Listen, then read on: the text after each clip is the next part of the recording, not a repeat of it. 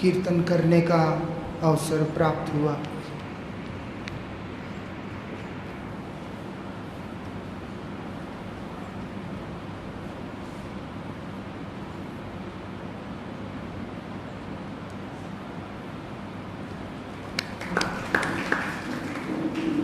भगवान श्री श्याम सुंदर जी परम दयालु हैं।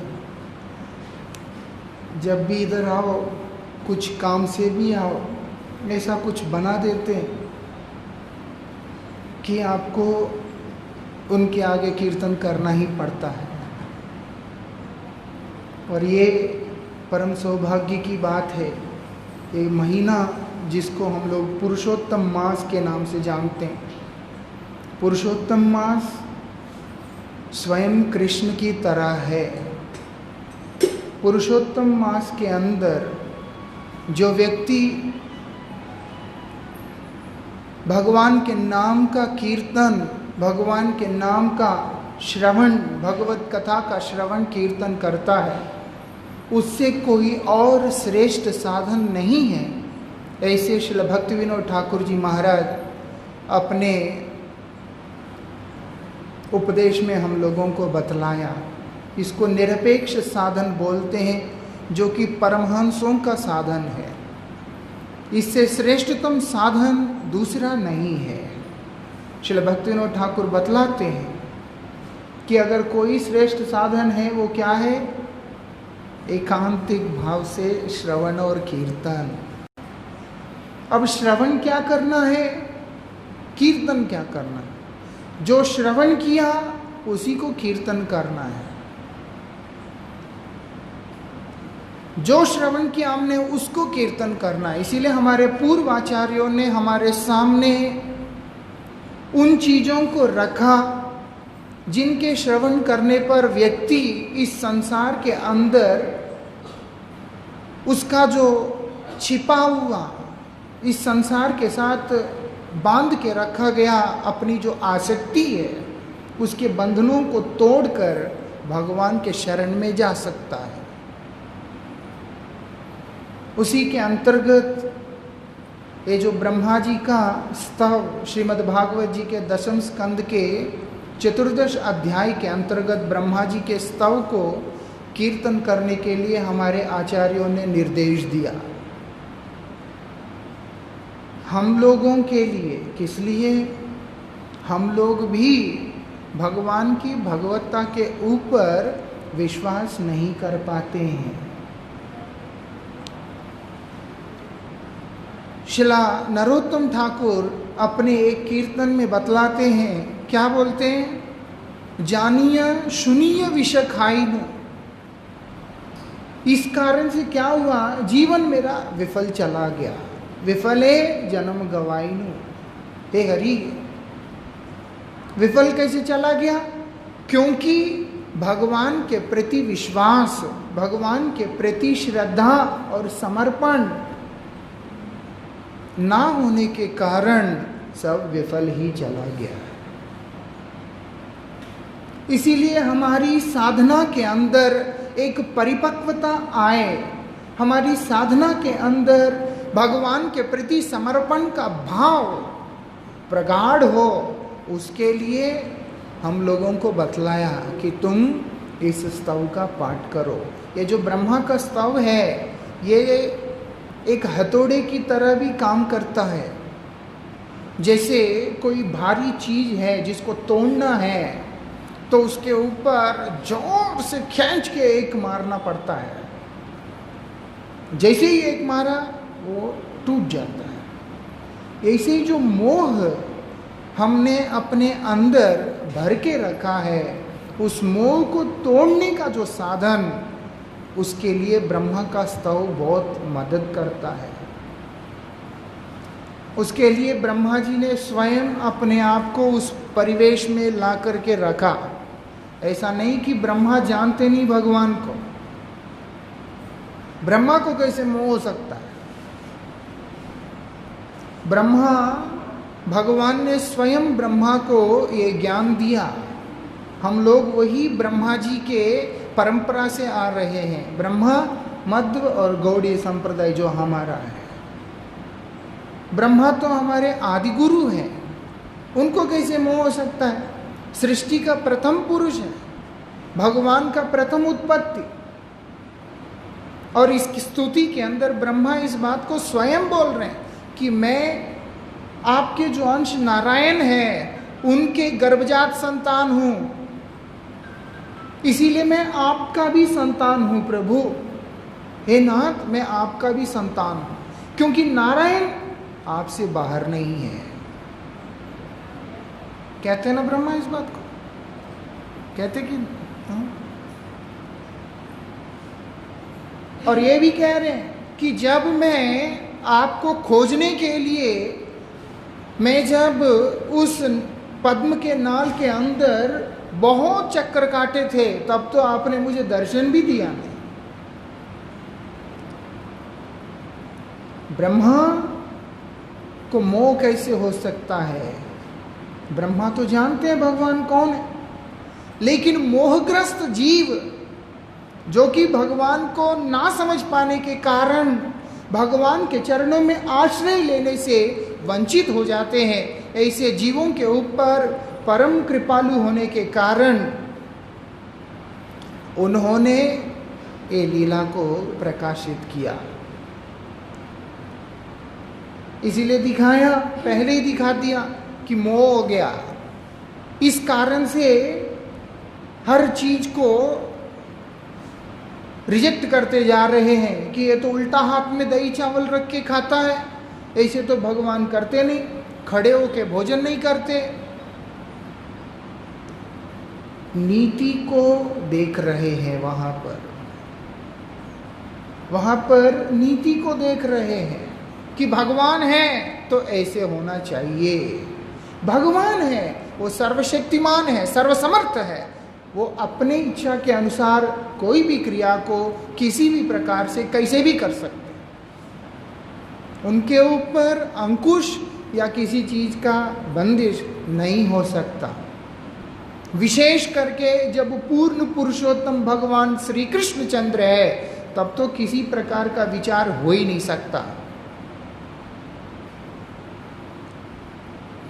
लेकिन ब्रह्मा ने दिखाया, तो इस कारण से ब्रह्मा ने क्या किया? बछड़ों को भी हरण किया, बछिया को भी हरण किया, सखाओं को भी हरण किया, उठा के सब छिपा दिया सुमेरु पर्वत के गुफा में। जैसे ही छिपा दिया, कृष्ण रो रहे हैं। भगवान का भी ये वैशिष्ट है। अगर हम भगवान को साधारण व्यक्ति समझते हैं, वो हमारे सामने अपने आप को उसी रूप में प्रकाशित करते हैं। भगवान को हम एक मायावी समझते हैं, वो भी हमको हमारे आगे अपने आप को ऐसे ही करते हैं। ब्रह्मा ने यहाँ पर समझ लिया कि भगवान जो है नंद महाराज का पुत्र है, एक ग्वाला है, ये भगवान नहीं हो सकता। अगर है तो ठीक है ना, देखते हैं। परीक्षा, चले गए, वापस आके देखा, ये क्या हो गया है? ये तो अनर्थ हो गया। क्यों? क्योंकि जितने लोगों को ब्रह्मा ने छिपा कर वहां रखा, वो सब यहां पर है, वही लीला चल रहा है। झटका सा लगता है ना, क्योंकि ब्रह्मा कौन है? सृष्टिकर्ता।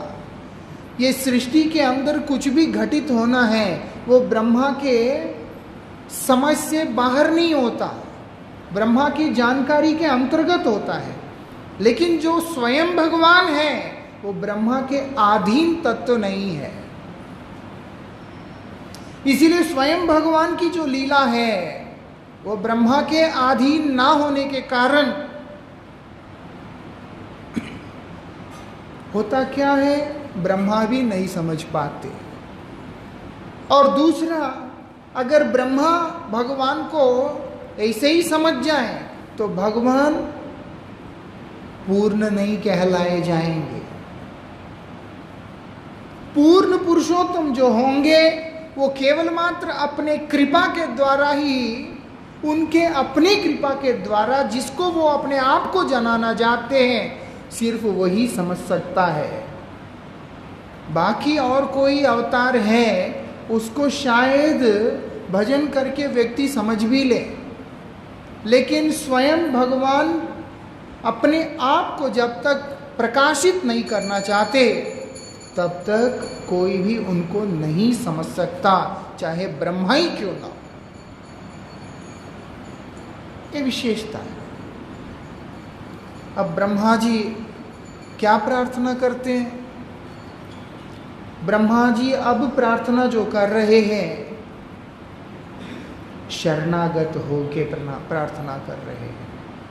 प्रार्थना स्वीकार भी वही होता है जो शरणागति के साथ किया जाता है। श्रील भक्तिविनोद ठाकुर ने भी इस बात को जोर देके कहा, षडंग शरणागति होई वे जहार, ताहार प्रार्थना सुने श्री नंद कुमार। हम चाहे जो मर्जी स्तुतियां करें, लेकिन शरणागति नहीं है तो हमारा वो स्तुति, हमारा वो पुकार भगवान के कानों तक नहीं जाता। स्तुति नहीं किया था ब्रह्मा ने, स्तुति नहीं किया था रुद्र ने, वरुण ने, इंद्र ने, मरुत ने, गंधर्व ने, सबने किया भगवान नरसिंह देव का स्तुति जब वो क्रोधित होके बैठे। लेकिन भगवान ने एक का भी स्तुति के लिए अपने प्रतिक्रिया व्यक्त किया ही नहीं, उल्टा गुस्सा हुए। क्यों? क्योंकि उनका स्तुति में पूर्ण समर्पण नहीं है, डर है।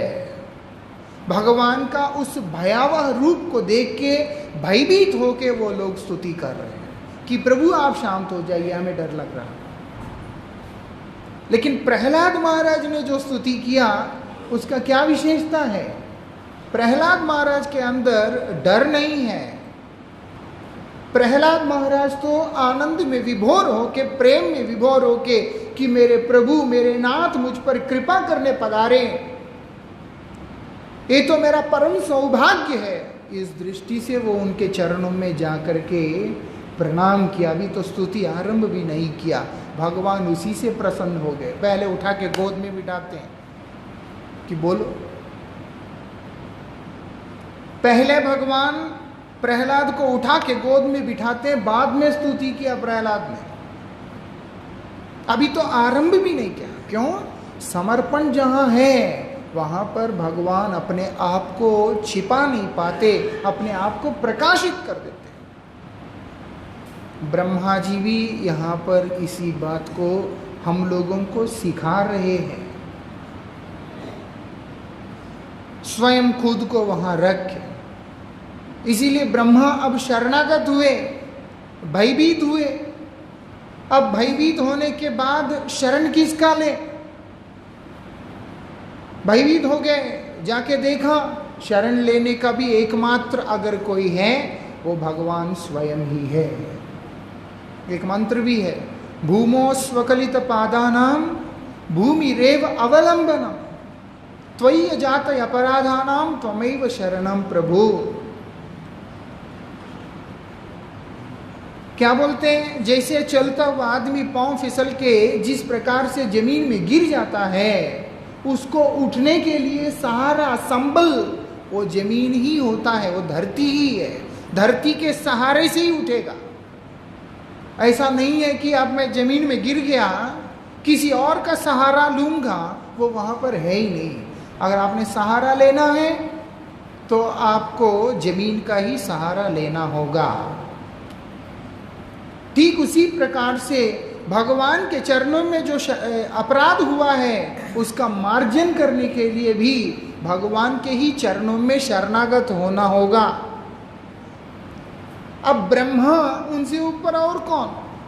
इसीलिए ब्रह्मा भयभीत होके कि जो मुझे अपनी माया से मोहित कर सकता है ये तो साधारण नहीं। जैसे ही शरणागत हुआ भगवान ने ब्रह्मा को वहां दर्शन कराया। जितने भी ग्वाल बाल है, जितने भी बचिया बछड़े, सब नारायण है। सिर्फ नारायण कृष्ण होते बाकी सब उनके अंश होते तो फिर बात ही खत्म था। लेकिन वहां भगवान श्री कृष्ण ब्रह्मा को ये बतलाना चाहते हैं कि मैं आदि नारायण हूं, मैं मूल नारायण हूं। इस कारण से ब्रह्मा के जो स्वामी है, जिनसे ब्रह्मा का उत्पत्ति हुआ, वो दिखा रहे हैं वहां पर कि सारे वही है। देख लो, सब एक एक होके श्री कृष्ण में प्रवेश करते हैं और अंत में श्री कृष्ण वही पेड़ के नीचे खड़े होकर दही चावल खाते हुए खड़े दिखाई दे रहे हैं। ब्रह्मा जी ने देखा, चरणों में शरणागत होके साथ साथ उनका स्तुति करने लगे हैं। और ये जो स्तुति है, ये शरणागति वाला स्तुति है, मोह भंग करने वाला स्तुति है। जब तक मोह का बंधन हमारे ऊपर होगा, तब तक हम लोग साधन में कभी भी अग्रसर नहीं हो सकते। जिस प्रकार हम लोग गुरुवर्गों से सुनते हैं कि एक नौका को किनारे में बांध के रखने के बाद पूरी रात जितना मर्जी उसको चलाते रहो, वो हिलेगा जरूर, हिलेगा डुलेगा सब होगा, लेकिन आगे नहीं बढ़ेगा। इसी में ब्रह्मा जी ने ये बात बताया कि प्रभु आपके चरणों में समर्पित हुए बिना और मार्ग से अपने कल्याण के लिए जो व्यक्ति प्रयास करता है, वो सब बिल्कुल वैसा ही है जैसे व्यक्ति भूसे को कूटता होता है। क्या करना होगा? भूसे को कूटने वाला व्यक्ति को कभी भी उसके अंदर से चावल नहीं निकलता।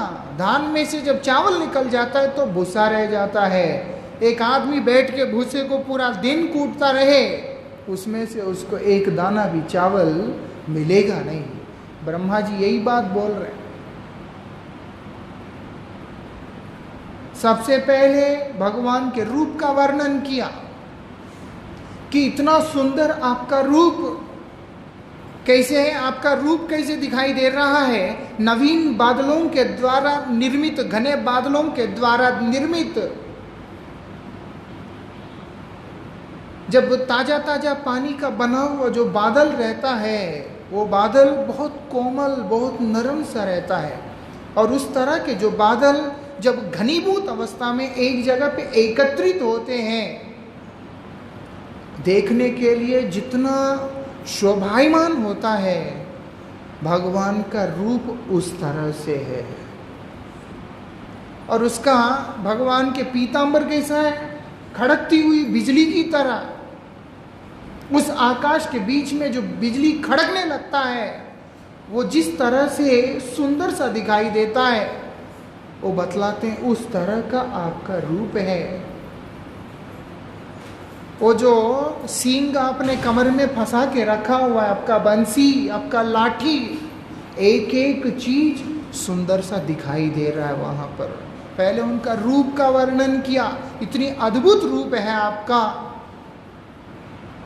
वही रूप जो ग्वाला का लगता है, वही रूप अब सबसे ज्यादा माधुर्यमयी दिखाई दे रहा है। भगवान तो षडैश्वर्य पूर्ण है, षडैश्वर्य संपन्न है। ऐश्वर्यश्च समग्रश्च वीर्यश्च यशशास्त्रीय, ये सारे भगवान के ऐश्वर्य है।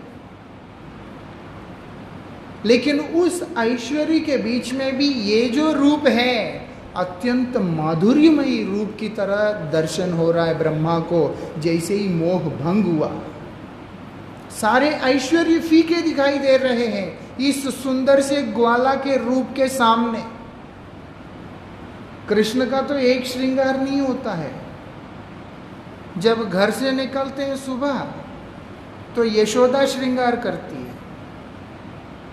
सखाओं के पास आते हैं, सखा बोलते हैं माँ ने एक क्या श्रृंगार कर रखा, हटा उसको। फिर सखा लोग श्रृंगार करते हैं। अब जब सखाओं से कृष्ण दोपहर को राधा रानी से मिलने के लिए जाते हैं, राधा रानी और उनकी जो अंतरंग सखियां देखती है कि ये क्या श्रृंगार करके आया है अजीब सा, हटाओ इसको, वो हटा देती है। फिर राधा रानी से मिलन करने के बाद सखाओं के पास आते हैं। सखा लोग बोलते हैं अभी तो हमने तुम्हारा श्रृंगार किया, एक किसने बदल दिया। फिर श्रृंगार होता है। फिर जब शाम को घर जाते हैं, वहां से वो गाय के धूल, गाय के टाप के धूल सारा कुछ ऊपर गिर गुर के कृष्ण का एक अलग रूप बनता है। यशोदा फिर उनको नहला धुला करके फिर श्रृंगार करती है। पूरा दिन श्रृंगार ही चलता रहता है। और हर एक का अब माँ का श्रृंगार ममतामयी श्रृंगार है, वात्सल्यमयी श्रृंगार है। अब सखाओं का श्रृंगार, अब लड़के श्रृंगार करने बैठे हैं, वो थोड़ा सा मुश्किल ही है।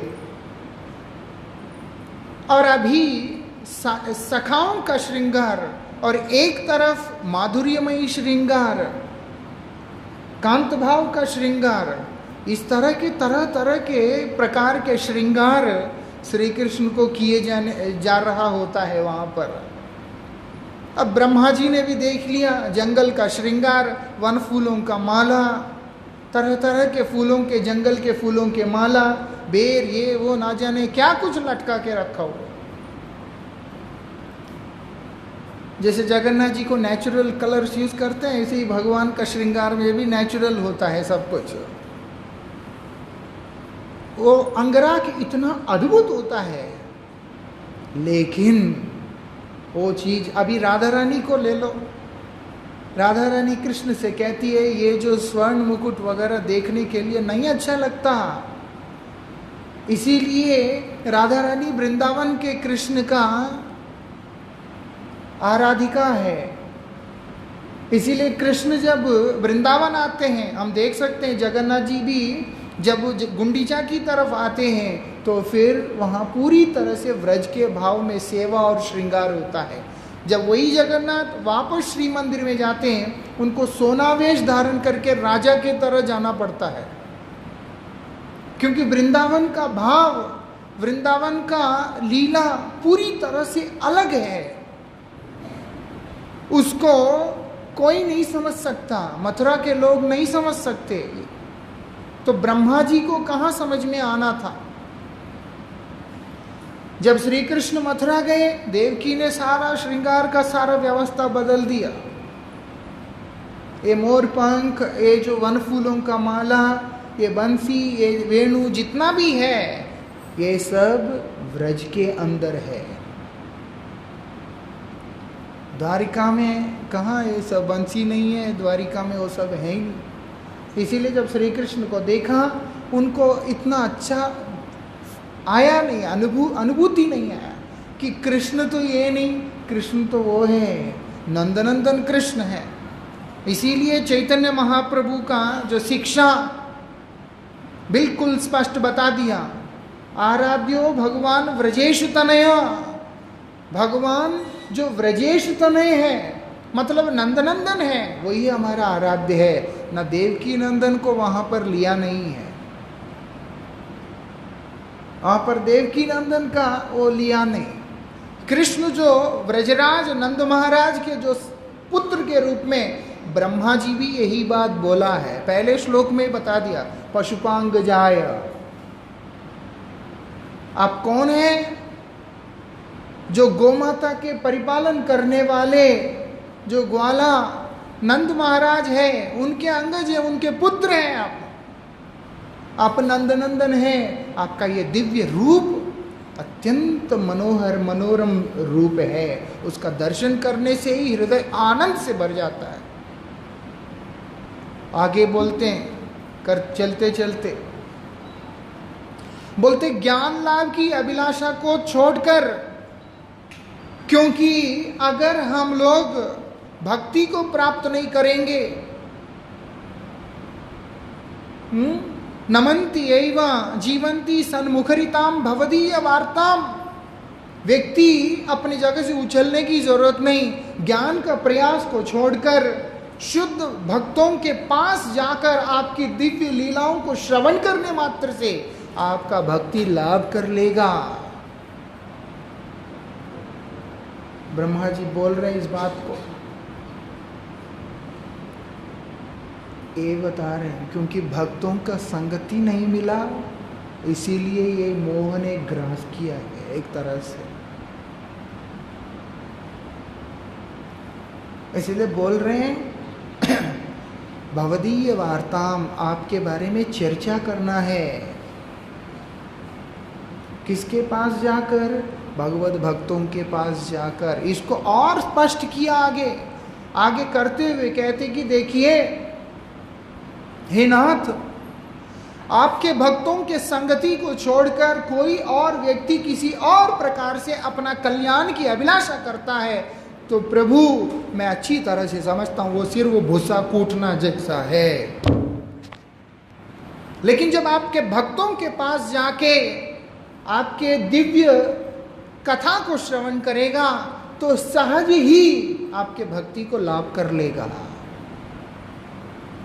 मोह को नाश करने का, तोड़ने का उपाय बतला रहे हैं। यस्याम वै श्रियमानाय श्री कृष्णे परम पुरुषे भक्ति उत्पद्यते पुंसा शोक मोह भयाप। श्रीमद् भागवत जी के अंदर बतलाया जिनके बारे में श्रवण करने पर, किनके बारे में? श्री कृष्ण परम पुरुष है, परम पुरुष भगवान श्री कृष्ण चंद्र, जिनके बारे में अगर हम श्रवण करते हैं क्या होगा?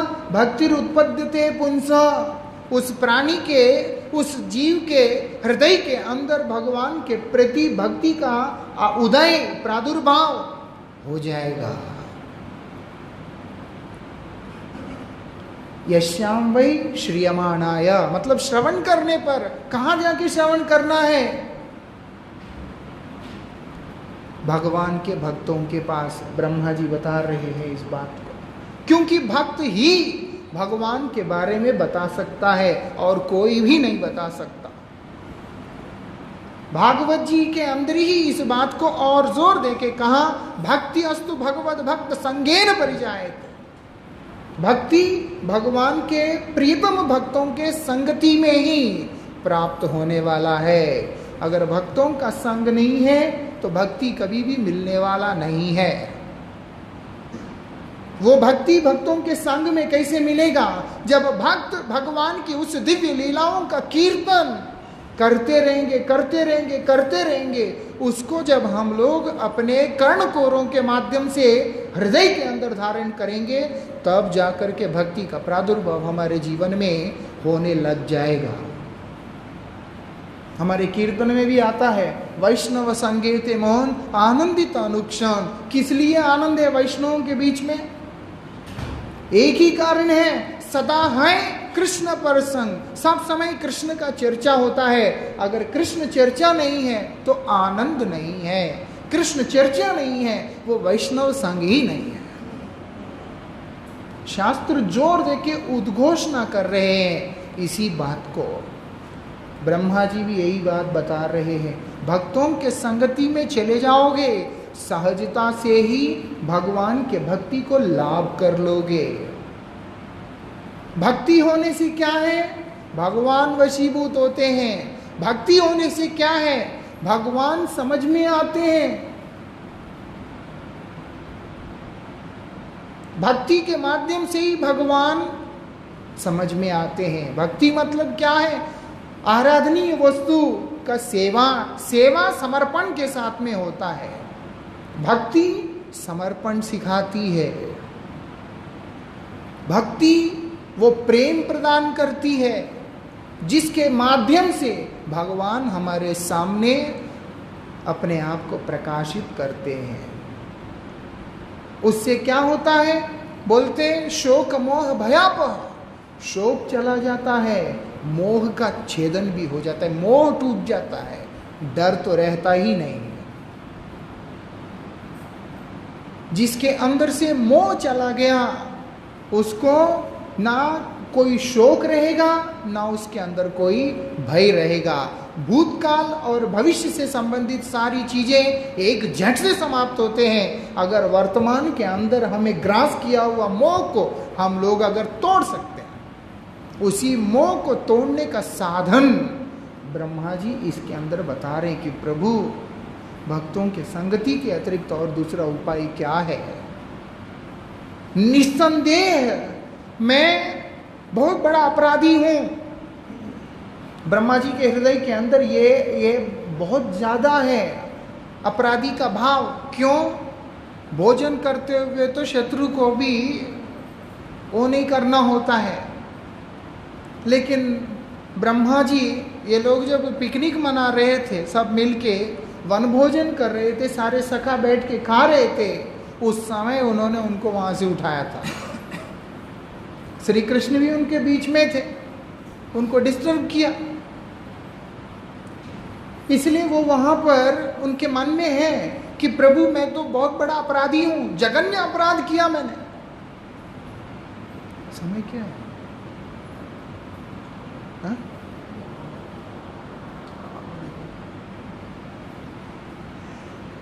बोलते मैं तो जघन्य अपराध किया,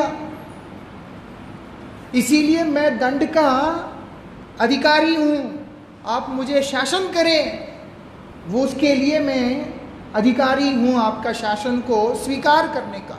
लेकिन प्रभु हूं तो मैं आप ही का संतान। एक बच्चा अपने माता के गोद में छोटे छोटे पांव से जब लात मारने लगता है तो मां कभी भी उस बच्चे के ऊपर नाराज नहीं होती। मैं तो आप ही का गर्भस्थ संतान हूं, क्योंकि सारा विश्व, सारा ब्रह्मांड आप ही के अंदर में है, आपसे बाहर कुछ भी नहीं है। हम लोगों को बतला रहे हैं, भगवान को नहीं मालूम था, हमें बता रहे हैं। भगवान गीता में बोल रहे हैं अहम सर्वस्व प्रभुआ मत्तः सर्वम प्रवर्तते, मैं ही सबका प्रभु हूं, मैं ही भोगता हूं, मैं ही मालिक हूं, मैं ही नियंता हूं, मेरे से बाहर कुछ भी नहीं है। ब्रह्मा इसी बात को हमें समझा रहे हैं कि बेटा ध्यान दो, भगवान के अंदर ही तुम हो, तुम भगवान के संतान हो। भगवान के प्रति अगर तुम्हारा दोष भी हुआ है, तुम भगवान से ही कृपा प्रार्थना करो, वो एक माँ है, वो तुम पर कृपा करेंगे। बोलते प्रभु मैं तो आपसे बाहर नहीं हूं, इसीलिए कि मैं आपका संतान होने के कारण आपके कृपा का भी पात्र हूं, आप मुझ पर कृपा करें। हर तरह से भगवान के आगे अपने उन विचारों को रखते हुए आ रहे हैं। उसका एकमात्र कारण ये कि हम लोगों का भगवान के चरणों में प्रीति हो। और आगे आगे आगे क्या बोलते हैं, कल हमने सुना, कल ही सुना होगा, बोलते हैं जिस प्रकार से रस्सी को देख के व्यक्ति सांप समझ बैठा है, अब जब ये अंदर है एक रज्जू को सर्पवत भाव के साथ में जब व्यक्ति दर्शन कर रहा है, वो डर रहा है। जैसे ही उसको ये ज्ञान हुआ कि नहीं ये सांप नहीं, ये तो रस्सी है, उसका डर चला गया। ऐसा ही वो क्या कहते हैं कि प्रभु अज्ञानतावश जो आपके प्रति भी इस प्रकार का भाव आता है, वो आपके कृपा रूपी ज्ञान को प्राप्त करने पर तुरंत ही वो अज्ञान चला जाता है। कौन सा अज्ञान? कि आप एक साधारण मनुष्य हैं, भगवान एक साधारण मनुष्य है, ये अज्ञान है। भगवान गीता जी में बोलते हैं अवजानन्ति माम मूढ़ा मानुषीम तन्वाश्रिता परम भावम अजानन्तो मम भूत महेश्वरम। अवजानन्ति माम मूढ़ा, जो मूढ़ व्यक्ति है वो तो मुझे समझ ही नहीं सकता। वो तो जब मैं इस भौम लीला करने के लिए इस जगत में अपने आप को प्रकट करता हूं तो मूढ़ व्यक्ति मुझको नहीं समझ पाता है। इसलिए ब्रह्मा भी यही बोल रहे हैं, अज्ञान से ग्रसित व्यक्ति जब तक कृष्ण संबंधी ज्ञान का अभाव है, क्योंकि कृष्ण संबंधी जो ज्ञान है वो केवल शाब्दिक ज्ञान नहीं है, अनुभूति के साथ में आता है। इसीलिए वो कह रहे वहां पर जिस व्यक्ति को उस अनुभूति युक्त ज्ञान प्राप्त होता है, उसी समय प्रभु ये अज्ञान से जीव स्वतः निवृत्त हो जाता है। फिर यही बात आता है, वो ज्ञान कहाँ से मिलेगा? भगवान के भक्तों से मिलेगा, भक्तों की संगति से मिलेगा। आगे क्या कहते हैं? वो कौन सा श्लोक था? एक श्लोक आगे लेके चलते हैं। मुझे पढ़ना आता नहीं बंगला, मुझे तो पढ़ना आएगा नहीं। आप सिर्फ उसका वो पढ़ दो, तात्पर्य पढ़ दो, मैं बोल दूँ। दशम स्कंद 14 अध्याय 26वां श्लोक। अज्ञान संगो भवबंध मोक्षः दो नाम ज्ञान स्वजितज्ञ भाव अजस्रो चिंतात्मनि केवल परे विचार्य माने तरना विवाहनी। भवबंध और मोक्ष ये दुईटी संगाई अज्ञान कृत, सुतरां सत्य ज्ञान हইতে ভিন্ন। विचार करिले अवगत हुआ जाए जे सूर्य जेरूप दिवा और रात्रि स्थित नाई, सेरूप माया संबंध शून्य अखंड अनुभव स्वरूप आत्मतत्वे दुईटी बंध और मोक्ष अधिष्ठान नाई, अर्थात अनात्म धारणा हইতে ওই দুইটির उत्पत्ति आत्मतत्व संबंध व मिथ्या। इसमें क्या कहते हैं? इस श्लोक के अंदर ब्रह्मा जी हम लोगों को बतला रहे कि देखो, अज्ञानता के कारण ही बंधन और मोक्ष का भाव हमारे अंदर आता है। अज्ञान किससे संबंधित? अज्ञान अपने स्वरूप संबंधी अज्ञान। जब अगर हम आत्मा के स्तर से देखते हैं, आत्मा कभी भी बंधन में नहीं है। जैसे भगवान के लिए बोलते पूर्ण शुद्ध नित्य मुक्त, ऐसे ही आत्मा है भगवान के अंश होने के कारण वो भी किसी बंधन में भी नहीं है। जब बंधन में ही नहीं है तो मुक्त होने का कोई मतलब भी नहीं है। तो बोलते वास्तविकता में हे प्रभु कि ना तो जीव बंधन में है, ना तो जीव उस बंधन से मुक्त होने के लिए उसको और कुछ करना है। जब व्यक्ति अपने आत्मीय स्तर से देखता है तो मालूम पड़ता है कि वास्तविकता में ये चीज है ही नहीं, ये केवल मात्र इसके अज्ञान है। अज्ञानता के द्वारा उत्पन्न हुआ ही ये विचार है बंधन और मोक्ष का। उदाहरण में वो बताते हैं, जब आत्मा के स्तर से व्यक्ति देखता है तो ये चीजें नीचे दिखाई देता है।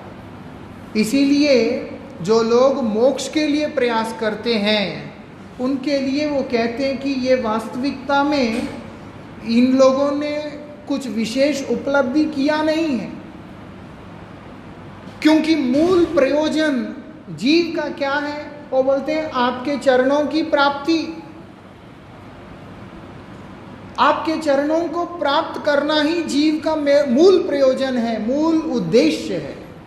अगर जीव कृष्ण प्राप्ति नहीं किया तो समझना उसका कोई अर्थ ही नहीं है उसके जीवन का। लेकिन जो इस संसार के अंदर बद्धावस्था में है उससे मुक्त होने का साधन करके, मुक्त होकर के अपने आप को रख के भी देखता है तो भी वो अज्ञान में ही है। क्यों? उसने भगवान को प्राप्त किया ही नहीं। कृष्ण प्राप्ति जब नहीं हुआ है तो फिर उस मोक्ष का अर्थ क्या है? तुम तो संसार के इससे मुक्त हुए हो, लेकिन वास्तविकता में तुम्हारा उपलब्धि की क्या, अगर देखते हैं उपलब्धि क्या है तो कुछ भी नहीं है। और ब्रह्मा जी कहते हैं कि प्रभु जिस प्रकार से सूर्य के स्थान से देखोगे तो उसके लिए दिन रात एक जैसा ही है। हम जहाँ खड़े यहाँ से देखते हैं तो हमारे लिए दिन भी है रात भी है, लेकिन सूर्य जहाँ पर है वहाँ अगर हम खड़े होके देखते हैं तो वहाँ पर दिन रात का कोई मतलब ही नहीं, एक जैसा स्थिति है वहाँ पर। इसीलिए आत्म उत्थान के अवस्था में आने के बाद आत्मा के स्तर से देखते हैं आत्मा का स्तर मतलब क्या है कि भगवान के दासत्व। आत्मा का स्तर मतलब इस अज्ञान से निवृत्ति। कौन सी अज्ञान से? कि मैं ये शरीर हूं, कृष्ण का भी शरीर है। मेरा शरीर मैं हूं, कृष्ण का शरीर कृष्ण है। इस तरह का जो विचार रूपी अज्ञान, जहां पर भगवान के प्रति मनुष्य भाव, वो बतलाते हैं कि ये जो अज्ञान है इससे निवृत्त होकर अपने आप को श्री कृष्ण के दासाभिमान में प्रतिष्ठित करके जब व्यक्ति देखता है तो मालूम पड़ता है वास्तविकता में बंधन, मोक्ष, ये सब चीजें अज्ञानता के कारण उत्पन्न हुई है। वास्तविकता में इनका अपना कोई अस्तित्व अपने आप में नहीं है। इसीलिए क्या करना है? उस अज्ञान से निवृत्त होने के लिए क्या करना है? बोलते हैं भगवान के शरण में जाना है। इस प्रकार से ब्रह्मा जी उपदेश दे रहे हैं, हम लोगों को मार्गदर्शन दे रहे हैं, जिससे हम लोग उनकी इस वाणी से शिक्षा लें और अपने जीवन के अंदर भगवान के प्रति जो हमारा समर्पण को और दृढ़ करें। जितना ज़्यादा समर्पण होगा, जितना गंभीर समर्पण होगा, उतना ही जल्दी भगवान पुकार सुनते हैं। आज मुझे किसी ने पूछा कि इसका इंटेंसिटी कितना होना चाहिए, इसका इंटेंसिटी कितना होना चाहिए। वो बताते हैं कि उतना होना चाहिए कि जहाँ पर कृष्ण नाम के बिना हमारे लिए जीवन धारण करना ही मुश्किल हो, कृष्ण के बिना कोई और गति ही ना हो। ना केवल कृष्ण, कृष्ण और कृष्ण के एकांतिक भक्त, मतलब गुरुदेव और कृष्ण दोनों ही, भक्त और भगवान दोनों ही। इसीलिए पूरे उसके अंदर बतला रहे हैं, जो जो बात बोल रहे हैं बीच बीच में हिंट में दे रहे हैं। अगर तुम चाहते हो तो क्या करो? भक्तों के पास में जाओ, भक्त संगति करो। अब ये बात बोला आत्म तत्व में प्रतिष्ठित होना, वो कहां से आएगा? मोक्ष साधन करने से तो आएगा नहीं। मोक्ष साधन करने से व्यक्ति बंधन से तो मुक्त हो गया, लेकिन भगवान को प्राप्त ना करने के कारण बीच में लटक गया। तो अपने आप को, अपनी वास्तविक तत्व को, अपने स्वरूप को समझना एक कैसे संभव है? जब हम शुद्ध भक्तों के पास जाएंगे, उनके पास में जाकर उनके द्वारा, उनके कृपा से प्राप्त अमृतमयी भगवत कथा को श्रवण करेंगे और उसको कीर्तन करेंगे, तो क्या होगा? अपने स्वरूप का जागृति होगा। भक्तनो ठाकुर ने गाया, गाइते गाइते नाम की दशहैलो, कृष्ण नित्य दास मोई हृदय स्फुरिलो। जो हृदय के अंदर मैं कृष्ण का दास हूं, इस बात का स्फुरित होना मतलब ये कि हम अपने तत्व के अंदर, अपने स्वरूप में प्रतिष्ठित होना, तब जाकर इस अज्ञान से हम लोग निवृत्त हो सकते हैं, अन्यथा संभव पर नहीं है। इसके आगे की व्याख्या आप लोग कल श्रवण करेंगे। वांछा कल्पतरुभ्यश्च कृपा सिन्धुभ्यः च पतितानां पावनेभ्यो वैष्णवेभ्यो नमः।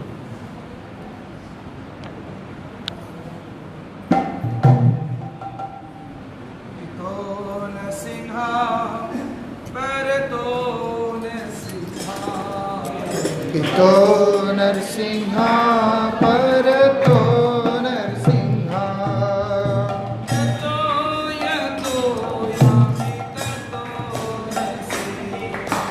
यतो यतो यामि ततो नरसिंहा।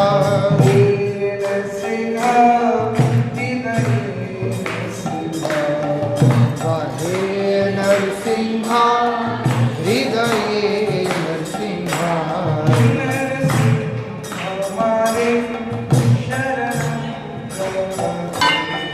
नरसिंहा मादि शरणं प्रपद्ये।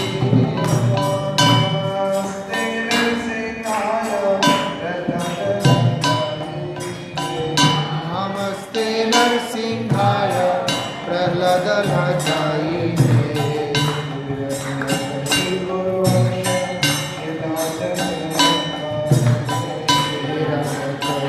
पूर्वक्ष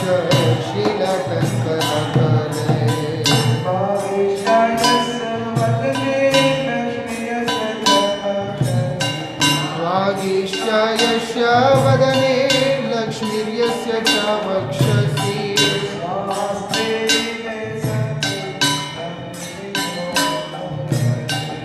यशास्ते हृदय संवितं नरसिंहम्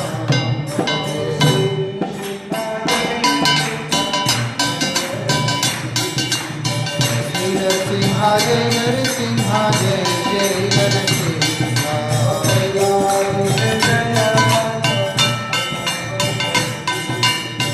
प्रहलादेश जय पद्ममुख पद्मभृंग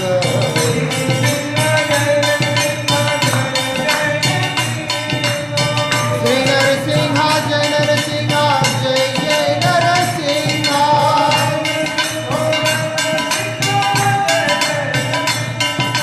श्री नरसिंहा जय नरसिंहा जय जय नरसिंहा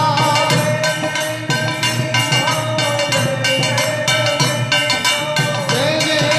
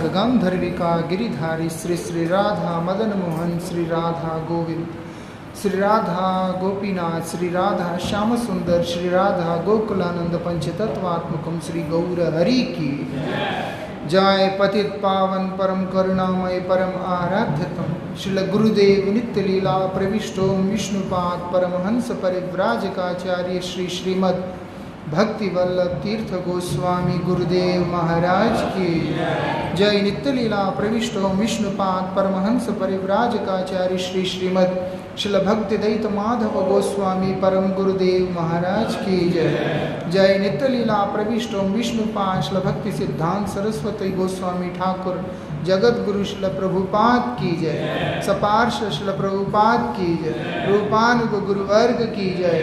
श्री रूप सनातन भट्ट रघुनाथ श्री जीव गोपाल भट्ट दास रघुनाथ षड गोस्वामी प्रभु की जय। जय। श्री कृष्ण चैतन्य प्रभु नित्यानंद श्री अद्वैत गदाधर श्रीवासादि गौर भक्त वृंद की अनंत कोटि वैष्णव वृंद की युग धर्म श्री हरिनाम संकीर्तन की सर्व विघ्न विनाशनकारी भक्त वत्सल भगवान श्री नृसिंहदेव की जय। जय। श्री क्षेत्र मंडल श्री गौड़ मंडल श्री ब्रज मंडल धाम की जय।